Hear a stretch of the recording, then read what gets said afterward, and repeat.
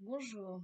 Aujourd'hui, je vais vous parler de la libération des mémoires sur les lieux et sur les personnes. Donc, je suis Nolwenn de la Terre, je suis thérapeute en soins énergétiques, chamaniques, libération émotionnelle et je suis également géobiologue et conseillère en environnement électromagnétique, ce qui veut dire que j'interviens à la fois sur les lieux et sur les personnes. Donc, j'accompagne notamment les personnes qui se sentent bloquées dans une situation qui ne leur convient pas ou plus à se libérer de leurs blocages, des mémoires limitantes. Il s'agit de blocages qui peuvent être de plusieurs ordres, à la fois sur le plan physique, émotionnel, énergétique. Et j'accompagne également ces personnes à retrouver confiance en elles, à trouver leur juste place, leur véritable place et à libérer pleinement, à développer pleinement leur plein potentiel. Et puis sur les lieux, eh bien, je procède à des diagnostics électromagnétiques, ce qui veut dire que j'évalue en fait le niveau d'exposition aux ondes des occupants sur le lieu et j'aide les occupants à diminuer leur niveau d'exposition. Et puis j'évalue aussi les perturbations telluriques, donc proviennent du sous-sol ou énergétiques. Euh, que l'on trouve effectivement sur les lieux. Et puis, je procède à des nettoyages énergétiques si nécessaire et à des harmonisations des lieux également si nécessaire. Donc, dans mon travail, que ce soit sur les lieux ou avec les personnes, eh bien, je suis confrontée assez souvent à des mémoires qui sont d'ordre limitante et bloquantes. Et donc, c'est de ces mémoires dont je vais vous parler aujourd'hui.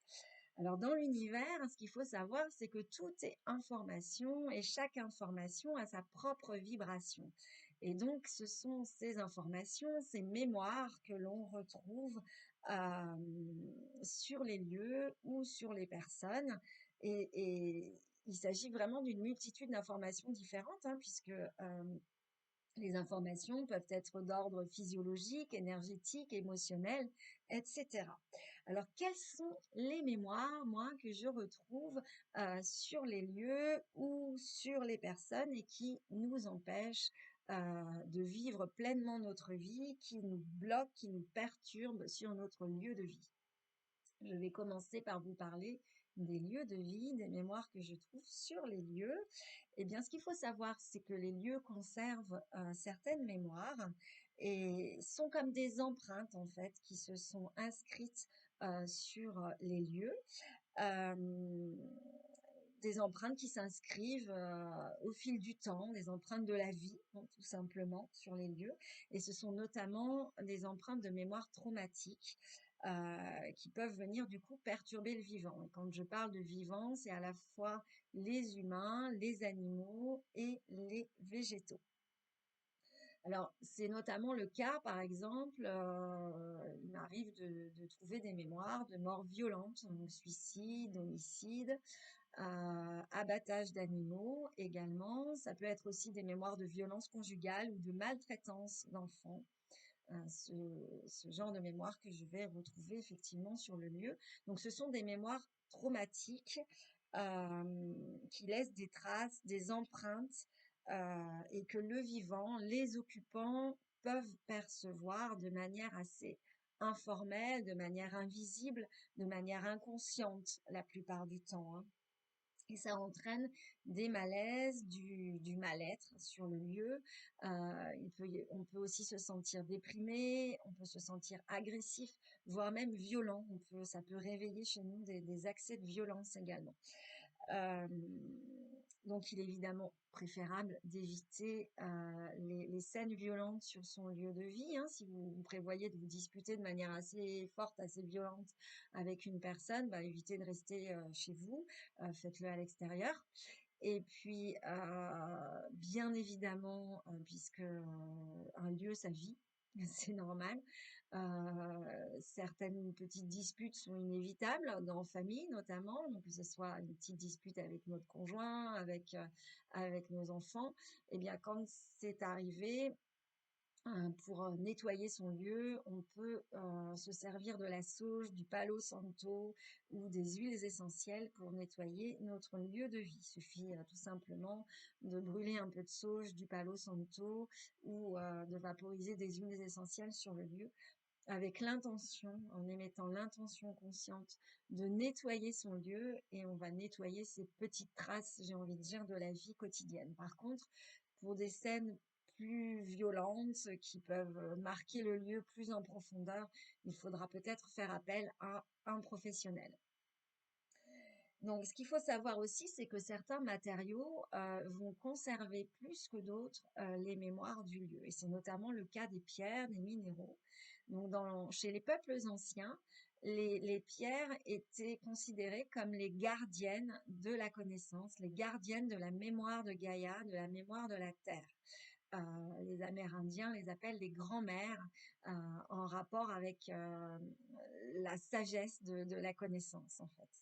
Donc effectivement, moi j'ai eu plusieurs expériences de pierres comme ça qui ont pu me raconter des scènes de vie, leur histoire, et pas nécessairement une histoire traumatique, hein, juste des scènes de vie qu'elles ont pu vivre. Ainsi, en prenant une pierre dans mes mains, il m'est arrivé de recevoir en fait l'histoire de la pierre qui avait été immergée dans l'océan il y a bien longtemps, qui ensuite avait été érodée par l'eau de la rivière avant de se retrouver sur les bords du chemin, là où je l'avais trouvée. Et puis une autre fois, c'est un rocher dans un bois qui m'a transmis en fait une vision d'une scène de vie du Moyen Âge, tout simplement parce que j'ai reconnu les habits du Moyen Âge. Et c'était une scène tout à fait anodine, hein, des promeneurs dans un bois, mais au Moyen Âge, ce qu'il voulait me dire finalement, c'est que le rocher était déjà là à cette époque. Euh, Certaines personnes m'ont aussi raconté des histoires un peu moins drôles, en visitant notamment des sites cathares, en touchant les pierres sur les bâtiments, sur les monuments. Elles ont reçu des visions de scènes sanglantes, d'exactions dans le village. Et bien tout simplement parce que les pierres avaient conservé la mémoire du lieu et ces mémoires traumatiques, hein, évidemment qui, tant qu'elles ne sont pas libérées, tant qu'elles ne sont pas nettoyées par un certain nombre, enfin par un certain protocole, ben, ils vont rester sur le lieu et vont continuer de marquer le lieu et son histoire. D'où du coup la nécessité de nettoyer vos pierres, vos minéraux, notamment vos bijoux, parce que bien évidemment, il s'imprègne de vos mémoires émotionnelles notamment, et donc il est intéressant également de les recharger aussi assez régulièrement. Donc dans les lieux, on peut aussi trouver ce que je vais appeler des mémoires vivantes. Pourquoi mémoires vivantes? Parce que ce sont des présences, des énergies en mouvement et ça peut être notamment des âmes de personnes décédées qui ne sont pas encore remontées vers la lumière. Eh bien, dans ces cas-là, sachez aussi que la sauge, le palo santo ou les huiles essentielles ne vont pas non plus permettre de nettoyer toutes ces mémoires, toutes ces présences. Alors, pour ce qui concerne les personnes maintenant, comment ça se passe? Comment peut-on retrouver des mémoires inscrites chez ces personnes, en nous, hein, en chacun d'entre nous, parce que nous détenons tous un certain nombre de mémoires. On est fait d'informations, tout simplement parce que, en plus des minéraux qui composent notre corps est quand même composé à plus de 70% d'eau. Et nous le savons, l'eau contient des informations et transporte ces informations. Et c'est pour ça qu'on retrouve ces informations, ces mémoires, jusque dans notre ADN, dans nos muscles, dans notre sang, dans notre lymphe, dans tous nos organes, dans nos cellules.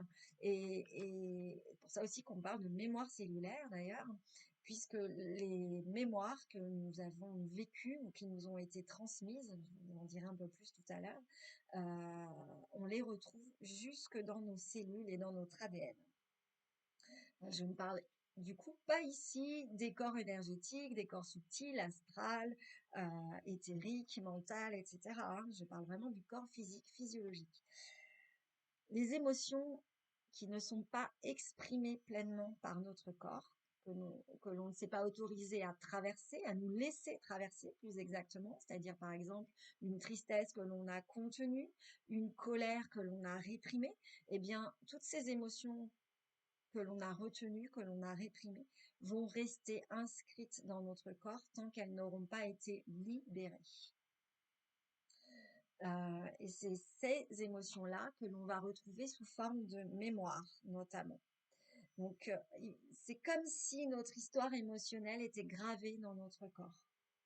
Nos souffrances, nos blessures traumatiques ont laissé des traces dans notre corps, dans nos cellules, dans notre ADN et influencent, façonnent notre posture, notre gestuelle euh, et la bonne santé ou la mauvaise santé de nos organes et des autres parties de notre corps. En allant libérer ces émotions qui ont été réprimées pour X ou Y raison, et on avait certainement une bonne raison de les réprimer à l'époque, eh bien, nous allons libérer le corps de ces tensions. Nous nous libérons aussi de nos schémas de fonctionnement répétitifs que l'on a adoptés en réaction à nos blessures pour éviter de trop souffrir, pour survivre à nos traumatismes. Et ces schémas, souvent, nous emprisonnent, nous conditionnent. Notre corps, notre mental, notre système de croyances et nos schémas de fonctionnement se sont adaptés, en fait, pour nous éviter une trop grande souffrance émotionnelle et pour nous éviter le pire, sachant que le pire est différent d'une personne à l'autre, bien évidemment. Et de cette manière, par exemple, un bébé qui se sent rejeté par ses parents dès la naissance, voire même déjà dans le ventre de sa mère, eh bien, il va conserver la mémoire de son rejet dans son corps, dans ses réactions, et tout ce qu'il va mettre en place ensuite dans sa vie, ses modes de fonctionnement, va se faire en rapport avec cette blessure de rejet. Et même, il va revivre des événements qui vont amplifier sa blessure de rejet. Il va revivre du rejet à plusieurs moments de sa vie et ça viendra conforter sa première blessure de rejet. Donc un traumatisme qui a été vécu dans la petite enfance, au moment où l'enfant découvre la vie, au moment où il découvre le monde, où il se construit tout simplement, eh bien aura un impact très fort sur sa structure physique, psychologique et émotionnelle. Donc la personne, même si elle n'a pas conscience de ce traumatisme qu'elle a vécu enfant, même si elle n'en a plus de souvenirs, eh bien elle va se construire sur ce traumatisme. Donc ça va la marquer énormément, hein, fortement.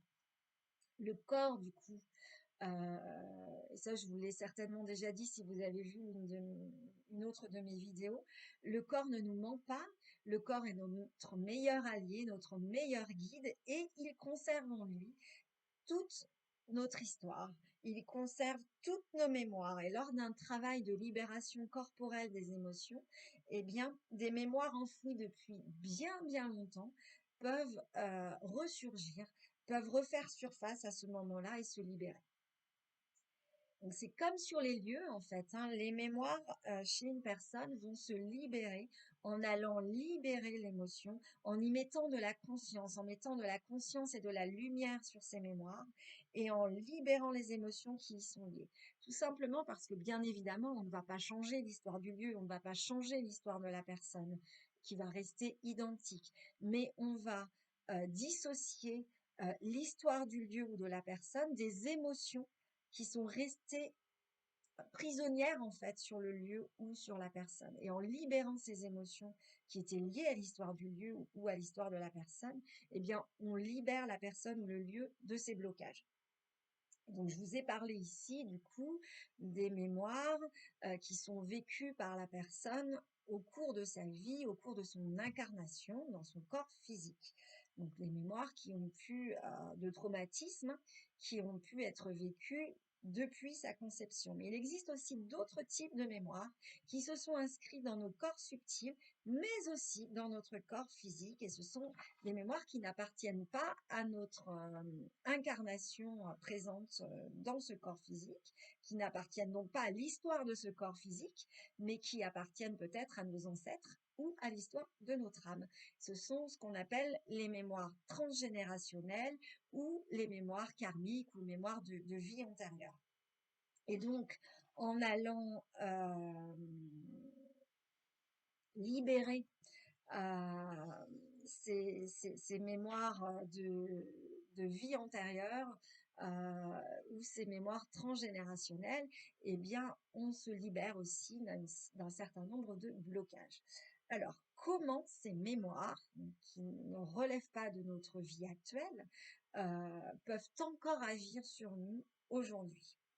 Eh bien, il faut savoir que notre âme conserve la mémoire de ses vies antérieures, la mémoire de nos vies antérieures et notamment de ses blessures et des expériences douloureuses qu'elle a pu vivre tout au long de ses vies antérieures. Donc, parfois, il y en a de nombreuses. Euh, et ces blessures peuvent avoir aujourd'hui des répercussions sur notre vie actuelle en fonction de là où on en est, en fonction de notre évolution. Donc, je vous donne un exemple. Par exemple, une personne qui est morte noyée dans une autre vie peut éprouver une peur inexpliquée et complètement déraisonnée dans cette vie, une peur de l'eau. Et quand on va libérer la personne de ses mémoires de vie antérieure, eh bien, la peur de l'eau peut disparaître complètement. Une personne qui a perdu un enfant dans une vie antérieure peut avoir très peur de perdre ses enfants dans cette vie-là. Et en allant libérer sa mémoire de vie antérieure, on peut l'aider à assainir ses modes de fonctionnement aujourd'hui dans sa vie parce qu'elle a sans doute tout mis en place par rapport à cette peur de perdre ses enfants dans cette vie-là. D'autres mémoires sont également transmises gentiment par nos ancêtres à notre naissance. Alors comment ça se passe? Eh bien, ce sont des expériences douloureuses qu'ont vécues nos ancêtres ou plusieurs de nos ancêtres et qu'ils n'ont pas réussi à résoudre dans leur vie. Donc, ces expériences douloureuses, ces mémoires douloureuses se transmettent ensuite de génération en génération jusqu'à ce qu'une personne vienne libérer vienne trouver la solution finalement face à cette mémoire douloureuse, vienne libérer la mémoire douloureuse qui crée un blocage véritablement sur toute la lignée potentiellement. Ça veut dire que certains faits peuvent se répéter de génération en génération, marquant ainsi toute la lignée de ces mémoires. Alors un exemple assez récent, bien un homme qui était d'origine antillaise portait la mémoire d'un ancêtre africain qui avait été arraché à sa terre natale, à sa terre africaine, réduit en esclavage. C'est un peu cliché ce que je vous raconte, mais c'est vraiment une mémoire que j'ai retrouvée chez lui. Faire du coup au cou et aux pieds, il était complètement enferré avant d'être poussé dans un navire négrier pour traverser l'Atlantique. Eh bien, cette mémoire qui datait quand même il y a bien longtemps avait très certainement marqué toute la descendance dans un système de fonctionnement lié à l'enfermement et à l'emprise. Et donc, en libérant cette mémoire, eh bien, on libère ainsi la descendance de ces schémas d'enfermement et d'emprise. Une autre histoire de lignée, eh bien, ce sont par exemple des femmes qui subissent des abus sexuels de manière répétée de génération en génération, et ça se trouve assez régulièrement au sein des familles. Eh bien, les faits se répètent en fait de génération en génération jusqu'à ce qu'une femme puisse faire un processus de libération de sa lignée, et ce qui permet en fait de rompre et de couper la chaîne et d'interrompre en fait ces faits qui du coup ne vont plus se reproduire sur la descendance. Donc c'est vraiment important parfois d'aller chercher ces mémoires-là pour se libérer de mémoires qui ont marqué des générations dans une famille. Ces mémoires inconscientes, effectivement, peuvent être très, très lourdes à porter et bloquer complètement une personne dans son processus d'évolution actuel, l'empêchant de se réaliser pleinement, finalement. Si la personne a à agir sur son chemin de vie aujourd'hui en contradiction avec ses mémoires qui sont inscrites en elle au plus profond d'elle-même, même si c'est de manière complètement inconsciente, bien évidemment, eh bien, elle se retrouve du coup complètement bloquée dans sa vie actuelle tant que les mémoires n'ont pas été libérées. C'est vraiment important parfois d'aller chercher ces mémoires. Et les retours du coup que j'ai des personnes que j'accompagne sont vraiment assez bluffants parce qu'après les séances de libération de ces mémoires, les personnes témoignent qu'elles se sentent allégées d'un poids, qu'elles se remettent en mouvement en fait et qu'elles peuvent même faire des bonds en avant sans précédent dans leur vie. Donc il existe aussi des mémoires qui sont constructives, des mémoires qui portent en elles nos ressources, nos forces, ce que j'appelle aussi nos pouvoirs, mais ce sont nos pouvoirs, nos capacités à faire en fait et à être.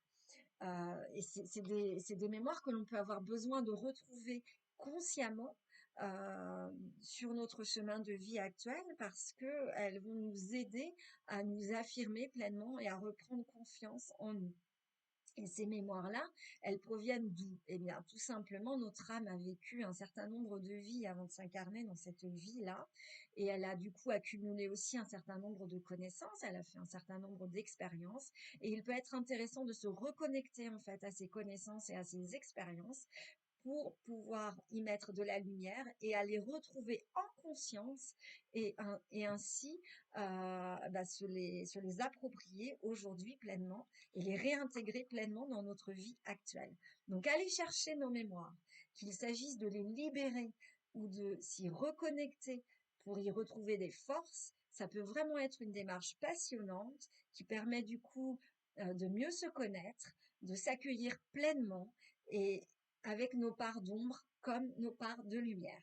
Donc, si vous souhaitez en savoir plus, si vous avez des questions, eh bien, je vous invite à me contacter, soit par mail ou par l'intermédiaire de ma page internet ou de ma page Facebook. Et puis, si vous le souhaitez, la libération de mémoire, je procède en séance individuelle, donc soit à distance, soit sur place. Et puis, je fais aussi des ateliers de groupe donc de libération émotionnelle ou d'autres ateliers parce que à peu près tous mes ateliers comportent des processus de libération en fait. Et je parle de processus de libération, bien entendu, je parle de processus de libération de mémoire. Donc j'espère que cette vidéo vous a intéressé et puis je vous dis à très bientôt.